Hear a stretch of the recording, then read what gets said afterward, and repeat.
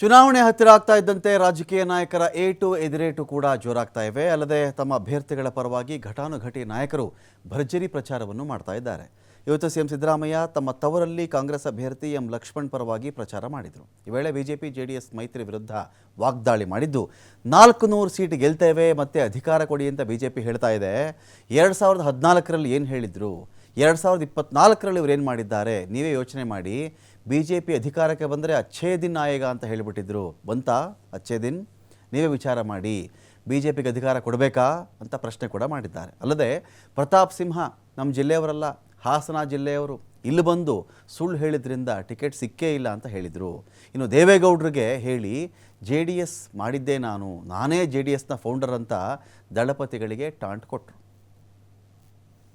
ಈ ಬಾರಿನೂ ಕೂಡ ಮತ್ತೆ ಬಿಜೆಪಿಗೆ ಅಧಿಕಾರವನ್ನ ಕೊಡಬೇಕಾ ಬೇಡವಾ?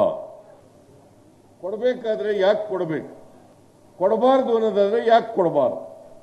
ನರೇಂದ್ರ ಮೋದಿಯವರು ಈ 10 ವರ್ಷಗಳ ಅವಧಿನಲ್ಲಿ ದೇಶದ ಸಮಸ್ಯೆಗಳು, ಆ ಸಮಸ್ಯೆಗಳಿಗೆ ಪರಿಹಾರವನ್ನು ಕೊಡ್ತಕ್ಕಂಥ ಪ್ರಯತ್ನವನ್ನ ಮಾಡಿದ್ರ? ನನ್ನ ಪ್ರಕಾರ ಈ 10 ವರ್ಷಗಳಲ್ಲಿ ಸುಳ್ಳು ಹೇಳೋದು ಬಿಟ್ರೆ ಅವರು ಕೊಟ್ಟ ಮಾತುಗಳನ್ನ ಇವತ್ತಿನವರೆಗೆ ನಡೆಸಿಲ್ಲ. ಯಾವ ಸಮಸ್ಯೆಗಳನ್ನು ಕೂಡ ಬಗೆಹರಿಸಿಲ್ಲ.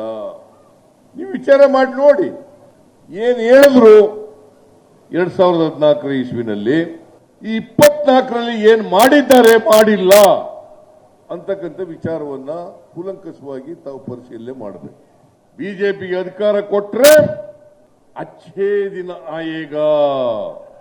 ನಿಮ್ಗೆಲ್ರಿಗೂ ಒಳ್ಳೆ ದಿನ ಬಂದಿದೆಯಾ? ಬರಲಿಲ್ಲ. ಮತ್ತೆ ಈ ಸುಳ್ಳಲ್ವಾ? ನರೇಂದ್ರ ಮೋದಿಯವರು 15 ಲಕ್ಷ ಕೊಡ್ಲಿಲ್ಲ, ಅಚ್ಚೇ ದಿನ ಬರಲೇ ಇಲ್ಲ, ಬೆಲೆ ಏರಿಕೆ ಕಡಿಮೆ ಆಗಲಿಲ್ಲ, ಗೊಬ್ಬರದ ಬೆಲೆ ಕಡಿಮೆ ಆಗಲಿಲ್ಲ, ಅಕ್ಕಿ ಬೆಲೆ ಕಡಿಮೆ ಆಗಲಿಲ್ಲ, ರಾಗಿ ಬೆಲೆ ಕಡಿಮೆ ಆಗಲಿಲ್ಲ, ಗೋಧಿ ಬೆಲೆ ಕಡಿಮೆ ಆಗಲಿಲ್ಲ, ಪೆಟ್ರೋಲ್ ಡೀಸೆಲ್ ಗ್ಯಾಸ್ ಬೆಲೆ ಕಡಿಮೆ ಆಗಲಿಲ್ಲ. ಮತ್ತೆ ಅಚ್ಚೇ ದಿನ ಹೆಂಗೆ ಬಂತು? ಎಲ್ಲ ಕಡೆ ಪ್ರಚಾರ ಮಾಡ್ತಾರೆ, ಸಿದ್ದರಾಮಯ್ಯ ನಮ್ಮನ್ನು ಬಿಟ್ಟು ಹೊಂಟೋದ್ರು, ಸಿದ್ದರಾಮಯ್ಯ ನಮ್ಮನ್ನು ಬಿಟ್ಟು. ನಾನು ಬಿಡ್ಲಿಲ್ಲ, ನನ್ನನ್ನ ಪಕ್ಷದಿಂದ ಹೊರಗಾಕಿದ್ರು. ಇವನು ಪ್ರಾಮಾಣಿಕವಾಗಿ ಅಧ್ಯಕ್ಷರ ಕೆಲಸ ಮಾಡಿದ್ದ. ಕೊಟ್ರೆ ಇವರಿಗೆ ಟಿಕೆಟ್ ಬೇರೆಯವರು ಕೊಟ್ಬಿಟ್ರು. ಹರೀಶ್ ಗೌಡ ಪಾಪ ಏನ್ ಮಾಡಬೇಕು? ನಗರ ಅಧ್ಯಕ್ಷರಾಗಿ ಜನತಾದಳ ಕಟ್ಟಿದ್ರೆ ಅವ್ರಿಗೆ ಟಿಕೆಟ್ ಕೊಡ್ಲಿಲ್ವಲ್ಲ, ಇವ್ರು ಯಾರಿಗೆ ರಕ್ಷಣೆ ಕೊಡ್ತಾರೆ ಹೇಳಿ ನೋಡೋಣ. ಯೋಚನೆ ಮಾಡಿ ತೀರ್ಮಾನ ಮಾಡಿ. ಹರೀಶ್ ಗೌಡ್ನಿಗೆ ಅನ್ಯಾಯ, ನನಗನ್ಯಾಯ, ಈ ತರ ಬೇಕಾದಷ್ಟು ಜನರಿಗೆ ಅನ್ಯಾಯ. ರಂಗಪ್ಪನಿಗೆ ಟಿಕೆಟ್ ಕೊಟ್ಬಿಟ್ಟು ಅವನು ಕೈ ಬಿಟ್ಬಿಟ್ರು ಹೊತ್ತಿಗೆ ಪಾಪ. ಇವ್ರು ಎಲ್ಲ ಹೆಂಗೆ ಅಂತಂದ್ರೆ ಬಳಸ್ಕೊಳ್ಳೋದು ಎಸ್ ಬಿಡೋದು, ಇದೇ ಕೆಲಸ ರಾಜಕಾರಣದಲ್ಲಿ ಮಾಡ್ಕೊ ಬರ್ತಾ ಇದ್ದಾರೆ. ಜನತಾದಳ ಹೆಂಗಾಯ್ತು ಅಂತ ಗೊತ್ತಾ ನಿಮಗೆ? 2009ರಲ್ಲಿ ಜನತಾದಳ ವಿಭಜನೆ ಆಯಿತು.